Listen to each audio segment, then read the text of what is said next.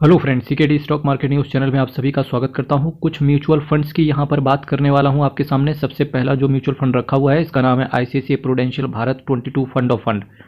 जब भी आप फंड ऑफ फंड आप सुनेंगे इसका मतलब क्या है? देखिए, कोई एक म्यूचुअल फंड होगा, वहां पर ये डायरेक्टली जाके इन्वेस्ट कर देंगे, अपनी तरफ से कोई एक्स्ट्रा दिमाग ये यूज़ नहीं करेंगे। यानी कि इस म्यूचुअल फंड का, इन फंड मैनेजर का कुछ भी लेना देना नहीं होगा दूसरे फंड से। केवल ये पैसे कलेक्ट करेंगे और दूसरे म्यूचुअल फंड में उठा के पैसे डाल देते हैं। इसको बोलते हैं फंड ऑफ फंड। ठीक है, यानी कि कोई एक फंड ऑलरेडी बना हुआ है, उसी फंड में पैसे हम भी डाल देंगे, तो इसको क्या बोलते हैं? Fund of fund. ICICI prudential Bharat 22 fund of fund की बात करेंगे, 2165 करोड़ का है। अब देखिए, चूंकि यहाँ पर कुछ खास जो एएमसी है इसके फंड का कुछ खास एफर्ट तो लगते नहीं है, तो जिसकी वजह से एक्सपेंस रेशियो भी बहुत कम होता है, 0.12%। 0.10% का ये कैश होल्ड करके चल रहे हैं। बीएसई भारत 22। देखिए, भारत देश के अंदर दो सबसे बड़े एक्सचेंजेस हैं, पहला बीएसई, दूसरा एनएसई। एनएसई आपने बहुत सुना होगा, बीएसई के भी बहुत सारे इंडेक्स आते हैं, उन्हीं में से एक इंडेक्स इन्होंने पकड़ के रखा हुआ है। उस इंडेक्स का नाम क्या है? बीएसई भारत 22। कोई विड्रॉवल पे चार्जेस नहीं है, आज निकालो कल खत्म करो, कोई दिक्कत नहीं है। रिस्क किसी भी म्यूचुअल फंड के अंदर आपका हैवी होता है। 5 साल में देखिए 208% का रिटर्न है। 3 महीने में जबकि मार्केट गिरा तो ये फंड बहुत ही ताबड़तोड़ तरीके से गिरता हुआ नजर आया। 6% का क्रैश इस फंड के अंदर देखने को मिला। लेकिन लार्ज कैप कैटेगरी की बात करेंगे तो टॉप पर ये बना हुआ है रिटर्न के मुकाबले में। साथ ही साथ अगर मैं बात करूं, वैल्यू रिसर्च ने इस फंड को 5 आउट ऑफ 5 रेट किया हुआ है, क्योंकि बहुत कम रिस्क इस फंड ने लिया है। एनएवी की बात करेंगे 32 रुपये का है। यही लॉजिक है कि यहाँ पर रिटर्न आपको कम देखने को मिला है। एक साल में देखिए 39% का सीएजीआर डिलीवर करके दिया था और मैक्सिमम 19% का सीएजीआर दिया है। देखिए, कोई बड़ी बात नहीं कि ये म्यूचुअल फंड आके 12-13% का सीएजीआर ही रह जाए, ठीक है, क्योंकि लॉन्ग टर्म में आपको अगर लार्ज कैप से बात करेंगे तो 12-13-14% के हिसाब से रिटर्न मिलता है। अगर चूंकि कोई कंट्री अगर एक्सेप्शनल, जैसा कि इंडिया भी एक्सेप्शनल परफॉर्मेंस दे रहा है, तो हो सकता है 15-16 भी निकल सकता है।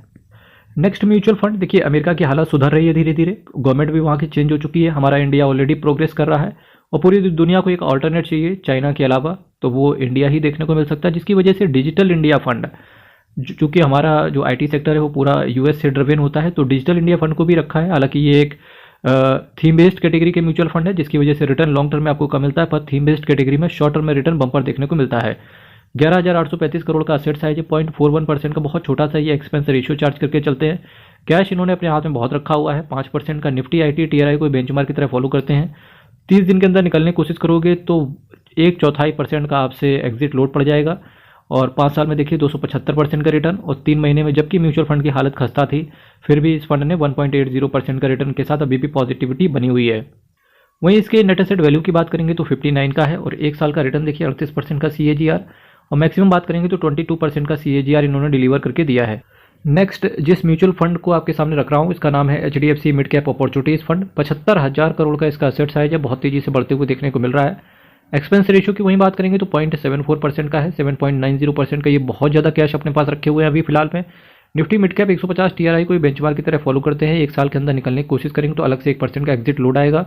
10 साल में देखिए 469% का एब्सोल्यूट दिया है। 3 महीने में 1.5% के आसपास ये नीचे टूट चुका है, यानी कि रिटर्न खस्ते हालत में है अभी इस समय। लेकिन मार्केट ने वापस से रिवाइव, चूँकि मार्केट वापस से 24,500 के ऊपर निकलने के लिए पूरी तरीके से अब रेडी है। अगर ऐसा होता है तो वापस से म्यूचुअल फंड के अंदर रिटर्न देखने को मिलेंगे, नहीं होता है तो 22,600 तक हम फिसलेंगे, ये बात अलग है। आज जो नेक्स्ट म्यूचुअल फंड आपके सामने रख रहा हूँ इसका नाम है आदित्य बिरला सन लाइफ पीएसयू। अब पीएसयू के रिगार्डिंग एक गुड न्यूज़ देखने को मिल रही है। DIPAM जो कि गवर्नमेंट की अथॉरिटी है, तो उन्होंने ये बोला है कि पीएसयू के अंदर जो जैसे बाईबैक करना हो कभी पीएसयू एंटरप्राइज को, इसके साथ साथ डिविडेंड देना हो, बोनस देना हो, तो बहुत दिक्कतें आती थी क्योंकि परमिशन लेनी पड़ती थी। अभी रूल्स को वो थोड़ा सा लूज़ करेंगे, जिसकी वजह से बाईबैक करना, बोनस करना, डिविडेंड देना आसान हो जाएगा। तो जिन भी पीएसयू के पास रिजर्व एंड सरप्लस में बम्पर पैसा था या जो कैश रिच कंपनियां थीं वो बाईबैक करेंगी अब पीएसयू, तो इससे क्या होगा? अल्टीमेटली पीएसयू फंड्स को फ़ायदा हो सकता है, पर ये चीज़ें 2-4 दिन में नहीं होती हैं पॉसिबल, टाइम लगता है। तो इसी के regarding Aditya Birla PSU equity fund की तरफ आप नज़र, या फिर आप अपने फाइनेंशियल एडवाइजर से बात कर सकते हो इसके रिगार्डिंग, और चीज़ें आपको पता होना चाहिए कि क्या है क्या नहीं है। 5,456 करोड़ का असेट साइज है। 0.53% का एक्सपेंस रेशियो है। 2.51% का कैश होल्ड करके चल रहे हैं ये। 30 दिन के अंदर निकलने की कोशिश करोगे तो अलग से 1% का एग्जिट लोड आएगा। 3 साल में इन्होंने पैसे को केवल 1.39 टाइम्स किया है। भाई साहब बम्पर पिटाई देखने को मिली है इसकी। 3 महीने में देखिए 11% टूट गया। पीएसयू की तो हालत ही खस्ता हो गई। 6 महीने के अंदर भी रिटर्न खराब हो गया इसका पूरी तरीके से। यही होता है अगर आप मेरे वीडियोस देख रहे होंगे, जबकि बहुत ज़्यादा लोग जो सेक्टर स्पेसिफिक फंड्स से उनकी तरफ बहुत ज़्यादा लोग जब आगे बढ़ रहे हैं, तब मैंने यही कहा था कि भाई अगर कोई फंड सेक्टर स्पेसिफिक बहुत तेज़ी से रिटर्न दे रहा है तो इसका मतलब है कि अगर उस सेक्टर पे, चूंकि मंदी आनी है, हर सेक्टर पे मंदी कभी ना कभी आती है और आपने सेक्टर स्पेसिफिक फंड ही पकड़ रखा है, जिसकी वजह से क्या होता है अगर वो गिरावट स्टार्ट हो जाएगी तो कुछ ऐसी ही गिरावट देखने को मिलेगी। अब ये बड़ी बात नहीं कि आगे चल के जब ये चीज़ें सुधर जाएंगी तो वापस से पीएसयू फंड अच्छा काम करेंगे, पर हाँ ये चीज़ें आपको देखने को मिलेंगी। आप बिल्कुल भी प्रिपेयर्ड रहना। लेकिन हाँ यही अगर आप शेयर्स के अंदर डायरेक्टली इन्वेस्ट किए होते तो कोई बड़ी बात नहीं थी कि आप 30-40-50% नीचे होते। पर एक म्यूचुअल फंड की खूबसूरती होती है कि आपको रिटर्न जो लॉस होता है वो कम देखने को मिलता है as compare to directly stocks. वो इस वजह से, चूंकि अगर ये फंड पीएसयू है तो यहाँ पर पूरा पैसा पीएसयू के अंदर नहीं डालते हैं ये लोग, कुछ ना कुछ पैसा रोक करके थोड़ा सा डाइवर्सिफाई भी कर देते हैं ये लोग। जैसे कि State Bank of India, NTPC oil and natural gas, देखिए आप कहाँ कहाँ पैसा डाला है। PFC oil, GAIL, bank of Baroda, Coal India, Bharat electronics, BHEL, NMDC, LIC, Hindustan aeronautics, LIC, Indian oil power container corporation LLC, Indraprastha gas, Mahanagar gas, Gujarat gas, है ना, जैसे गुजरात गैस है ना, और Punjab national bank, Gujarat state fertilizer. मुझे अभी तक कोई कंपनी बिना पीएसयू तो दिख नहीं रही है भाई, सबके सब पीएसयू इन्होंने डाल रखे हैं ना। हाँ, बीईएमएल, आरईसी, सबके सब पीएसयू हैं।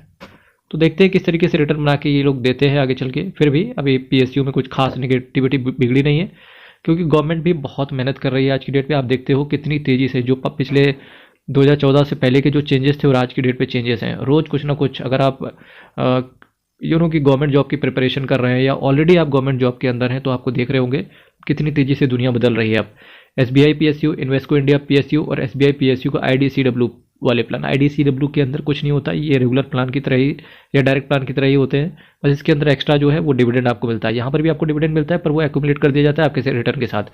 बाकी चैनल को मित्र सब्सक्राइब कीजिएगा। कल फिर आपके साथ मिलेंगे सेम टाइम सेम चैनल। हर महादेव, बहुत बहुत धन्यवाद।